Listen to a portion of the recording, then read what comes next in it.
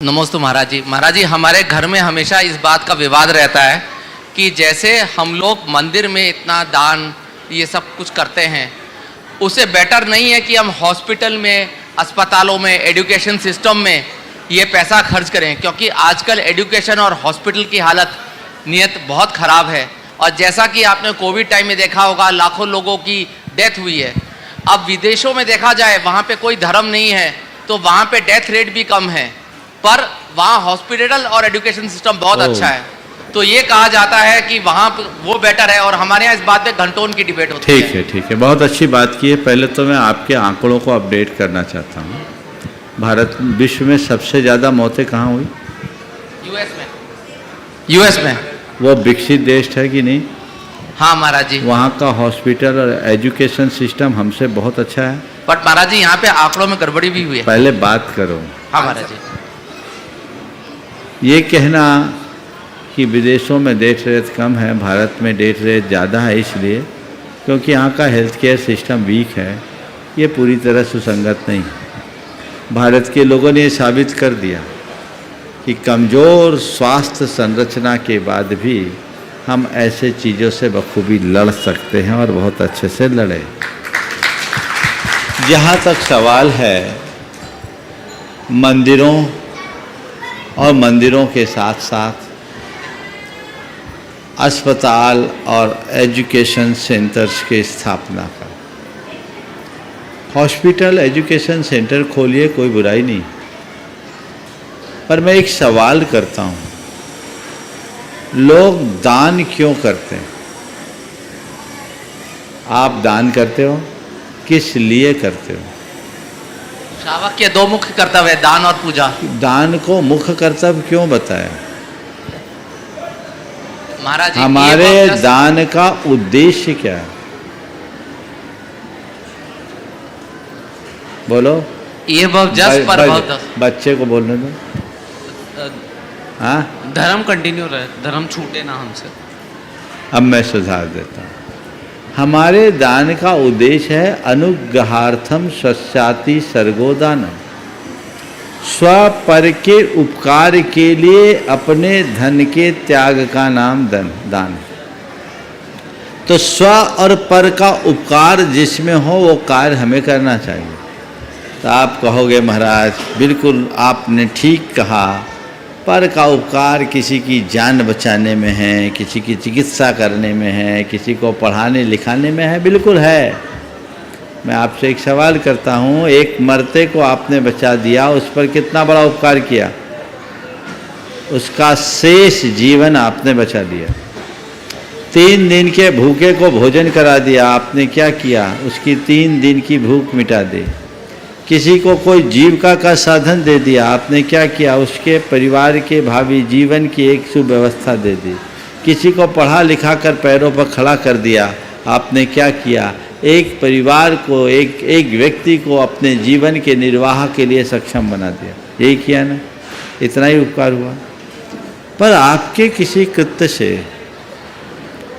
किसी व्यक्ति को सम्यक दर्शन की प्राप्ति हो गई, उसका कितना बड़ा दुख मिटा? बोलो। महाराज जी, भाव का दुख मिटा। तो व्यक्ति के कुछ देरी का या कुछ समय का दुख मिटाना बड़ा उपकार है, या जिससे भाव का दुख मिटे वो उपकार बड़ा है? महाराज जी, पर वो भाव किसने देखा? अच्छा, तो भाव किसने देखा है ये सवाल बात का है। जिसने भाव नहीं देखा उसकी तो कोई बात ही नहीं। यहाँ दान वो करता है जिसने भाव ही नहीं, भाव को देखा है।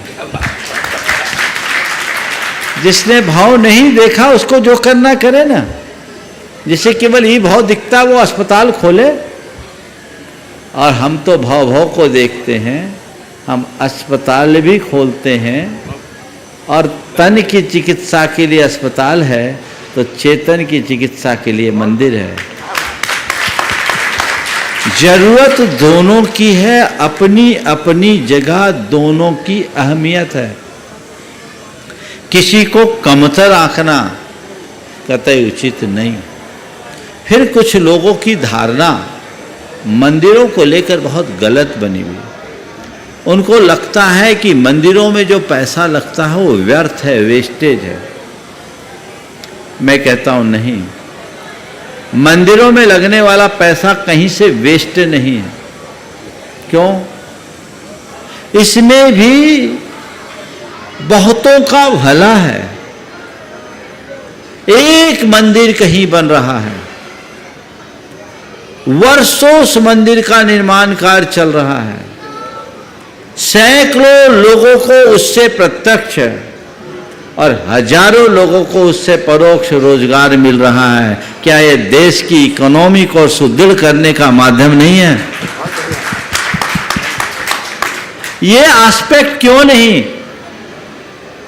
हमने इतिहास में पढ़ा है। आज सरकार मनरेगा चलाती है। हमारे पुराने काल में राजा महाराजाओं ने लोगों को रोजगार देने के लिए मंदिर बनाया है।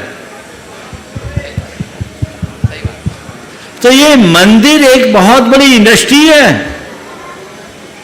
अगर इनका अनुमान लगाया जाए तो मैं कहूंगा कि भारत की इकोनॉमी को स्ट्रांग बनाने में मंदिरों का महत्वपूर्ण स्थान है। इसलिए मंदिर का निर्माण भी एक प्रकार के राष्ट्र के निर्माण की तरह महत्वपूर्ण है। एजुकेशन सेंटर खोलिए, हॉस्पिटल खोलिए, मेरी उससे असहमति नहीं है, खोलिए। पर आज के समय में एक समस्या और आ गई है कि एजुकेशन और मेडिकल दोनों आप एक इंडस्ट्री का रूप ले लिए। यहां चैरिटी कर पाना बहुत कठिन हो गया। खोलना फिर भी सरल है, चलाना बहुत कठिन। कई ऐसे अस्पतालों को देख रहे हैं जो हम ही लोगों की प्रेरणा से बनी है और खुली है और चलाना मुश्किल है। तो मैं आप लोगों से सलाह दूंगा, उन लोगों से सलाह दूंगा जो ये कहते हैं कि अस्पताल और एजुकेशन सेंटर खोले, वो अपना पैसा लगा के एक आध खोल के तो बताए। मैं ये मानता हूं और कहना चाहता हूं उन लोगों से जिन लोगों के लिए मंदिरों में व्यर्थता दिखती है, उनसे पूछो कि दुनिया में आज जितने एजुकेशन सेंटर्स हैं और हॉस्पिटल खुले हैं चैरिटेबल, उसमें सबसे ज़्यादा पैसा किनका है? जो मंदिर में विश्वास रखने वाले हैं या मंदिर से दूर रहने वाले हैं? मंदिरों में विश्वास रखने वाले के जीवन में दोहरा भाव जुड़ा होता है। वो जितना मंदिर में चैरिटी, मंदिर में आके पूजा पाठ करते हैं, व्यवहार में आके उतना ही चैरिटी का कार्य भी करते हैं। यहाँ से प्रेरणा मिलती है। अभी कोरोना काल का ही उदाहरण देता हूँ। कोरोना काल में जब सब कुछ बंद था तो मंदिरों से जुड़े हुए सभी धार्मिक सामाजिक संगठनों ने लोगों के कल्याण के लिए कितने उपक्रम चलाए। और एक बात और बोलता हूं, थोड़ा इसे बहुत व्यापकता से समझना। मंदिर केवल हमारी पूजा उपासना का स्थल नहीं है। मंदिर केवल हमारी पूजा उपासना का स्थल नहीं है, अपितु वह हमारे सब प्रकार की धार्मिक, सामाजिक और सांस्कृतिक चेतना के उद्दीपन का केंद्र है। जब हम मंदिर आते हैं तो समाज से जुड़ते हैं, संस्कृति से जुड़ते हैं, धर्म से जुड़ते हैं और राष्ट्र से भी जुड़ जाते हैं। तो ये ऐसा स्थल है जिसकी आज लोगों को बहुत ज़रूरत है। मैं तो ये कहता हूँ, आज के इस दौर में लोगों को जितनी भोजन की ज़रूरत है, मेरा मानना उससे ज़्यादा कहीं मोटिवेशन की ज़रूरत है। आज जो लोगों के अंदर स्ट्रेस है, एंजाइटी है, ये सब क्यों है? और इसका सॉल्यूशन अस्पतालों में है क्या? जितने भी आज की मानसिक पीड़ा, दुख, अवसाद की स्थितियां हैं, इनका इलाज कहाँ है? इनका इलाज अस्पतालों में नहीं, इनका इलाज भगवान के दरबार में ही है।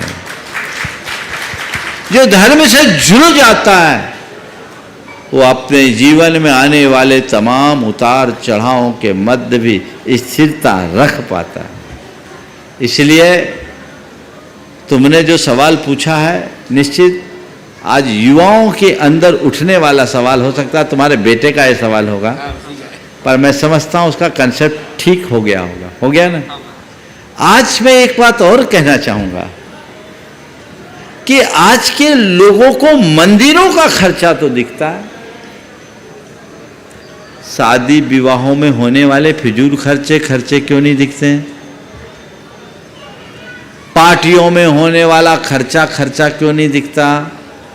बड़े बड़े सम्मेलन और समारोहों में होने वाला, चाहे वो पॉलिटिकल हो या दूसरे प्रकार का, उसका खर्चा क्यों नहीं दिखता? अरे उससे पैसा बचाओ, इधर लगाओ। और एक बात और, हमारे देश में ये देखो कि ऐसा कोई गांव नहीं जहां कोई पूजा स्थल नहीं। ऐसा मिलेगा जहां कोई स्कूल नहीं है और कोई अस्पताल नहीं है। ऐसे गांव आज भी, आज़ादी के 75 वर्ष बाद भी ऐसे बहुत सारे गांव मिल जाएंगे जहां कोई एजुकेशन सिस्टम नहीं है, जहां कोई हेल्थ केयर की व्यवस्था नहीं है। लेकिन ऐसा कोई गांव नहीं मिलेगा जहां कोई पूजा स्थल ना हो। समझ गए? ये किस बात का द्योतक है? ये केवल इसी बात का प्रमाण है कि हमारी संस्कृति में हम अर्थ से अधिक परमार्थ को महत्व देते हैं। समझ गए? और हम उस परंपरा में जन्म लेने वाले और जीने वाले लोग हैं जहां खुद रूखी रोटी खाकर, हम उस परंपरा में जन्म लेने वाले और जीने वाले लोग हैं जहां हम खुद रूखी रोटी खाकर भगवान के आगे घी की ज्योत जलाते हैं। और बताऊं, भारत में पैसे वालों ने मंदिर बनाए, उनका इतिहास ज़्यादा नहीं है, पर भारत में चक्की पीस करके अपना पैसा बचाकर मंदिर बनाने वाली पीसनहारियों का नाम अमर हो गया है। इसलिए इन सब बातों से सीखो और पैसे का सदव्यय करो। मैं ये नहीं कहता कि मानवता के कल्याण का कोई उपक्रम मत करो, जरूर करो, वो जहां जरूरी है वो करो, पर इसको मत भूलो। अब एक बार मुझसे सवाल किया गया था, थोड़ा मैं लंबा ले रहा हूं इसलिए क्योंकि बहुतों का ब्रेन वॉश जरूरी है। एक बार मुझसे सवाल किया कि महाराज जी, हम घर से मंदिर जा रहे हैं, पूजा के वस्त्र पहनकर जा रहे हैं, रास्ता में कोई पीड़ित कराहता हुआ इंसान मिल रहा है, मुझे क्या करना चाहिए? पहले उस पीड़ित व्यक्ति की सेवा करनी चाहिए या भगवान की पूजा? हाँ, क्या करना चाहिए? पीड़ित की सेवा। समझ गए?